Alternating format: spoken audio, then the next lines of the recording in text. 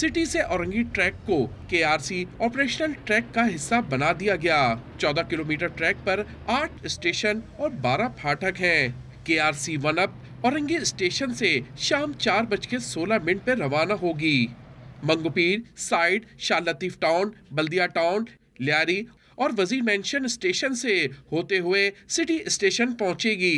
KRC 2 down सुबह 10:10 पर वापस औरंगी स्टेशन पहुंचेगी। औरंगी तक सर्कल ट्रेन चलने से आवाम भी मुतमईन नजर आई। बसों में जो धक्के खा रहे हैं मजदूर, उनके लिए अच्छा हो गया है, बेहतरीन हो गया उनके लिए काम। कि इसलिए कि मजदूर बेचारे आते थे, बसों में धक्के खाते थे, चिंची बसों में जाते थे, उनसे इतनी आसानी हो गई है। ट्रेन 5 कोचेस पे मुश्तमिल है, जिनमें बैक वक्त 500 अफराद सफर कर सकेंगे। नए रूट्स का किराया 30 रुपए होगा। कैमरामैन दिलीप कुमार के साथ इमरान अहद खान, डॉन न्यूज, कराची।